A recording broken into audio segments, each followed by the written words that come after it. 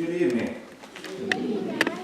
So, for the last 3 weeks, I've been in our mail. I've been getting the most beautiful photo Christmas cards from family members, friends, from current and past church members. Anybody else get any of these?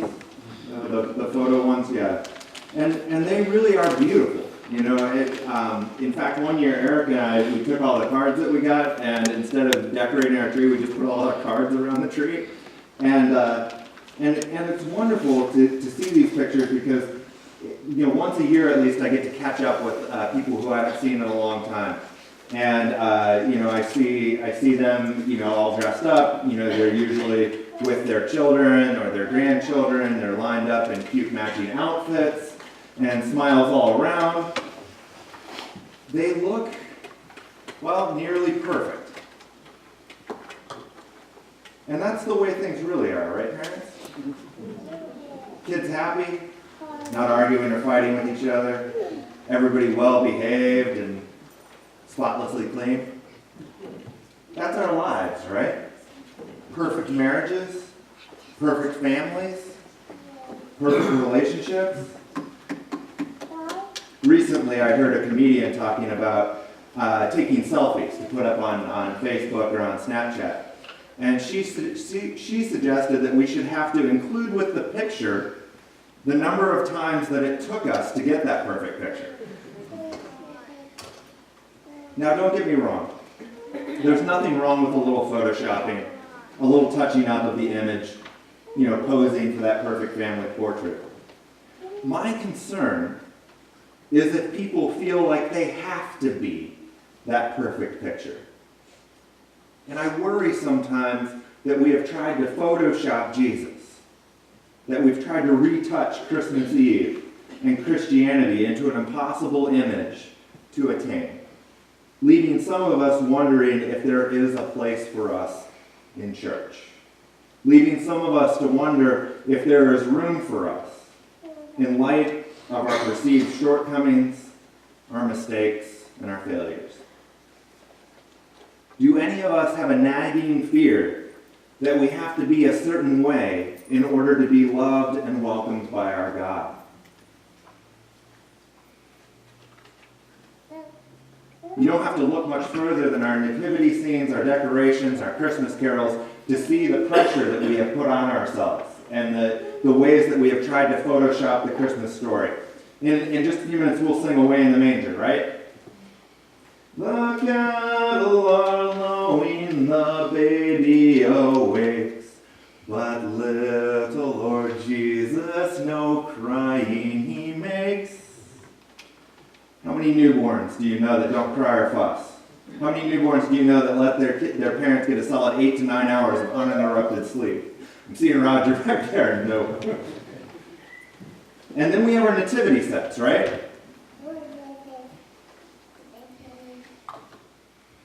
I'll be honest with you, I've never been in a delivery room.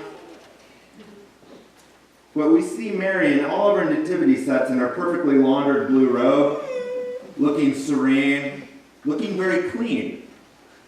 I'm not trying to be graphic here, but does this sound like a first-time teenage mom giving birth in a barn without sanitary wipes or disposable diapers? What do we lose when we attempt to retouch the manger scene to make it picture perfect?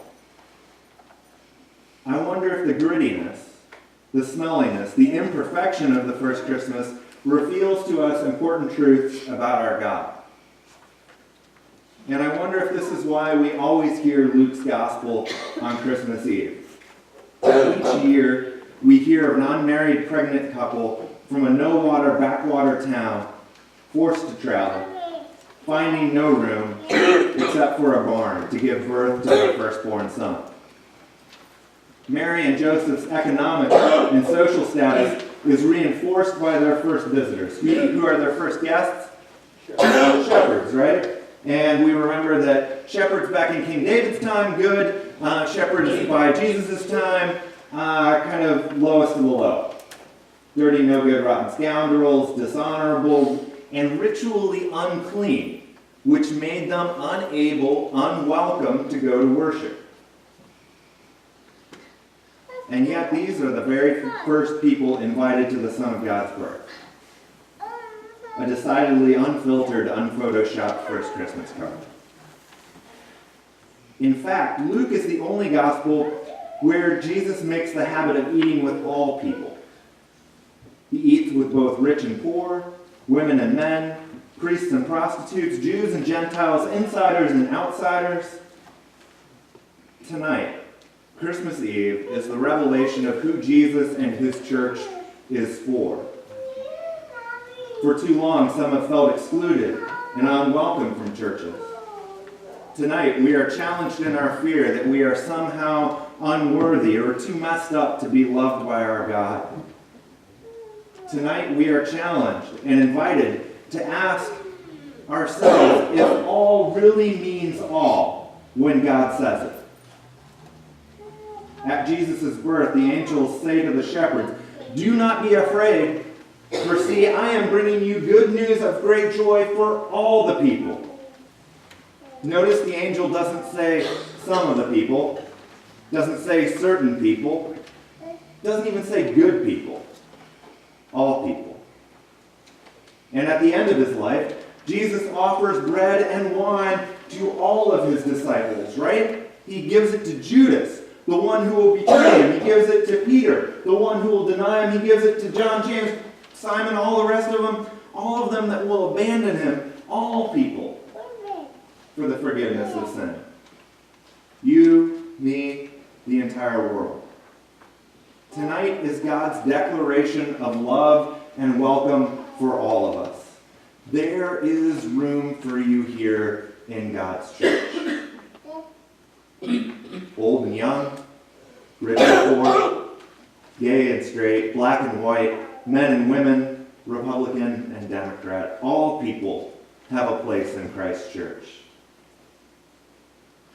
And there will be times when our lives feel and look like that perfect Christmas card. And there will also certainly be times when our lives feel like a complete mess. However, know that there will never be a time when you won't be washed and welcomed by baptism. That you won't be fed and forgiven at communion, and you won't be sent back out to serve the world that God desperately loves so much. Thanks be to God, and amen.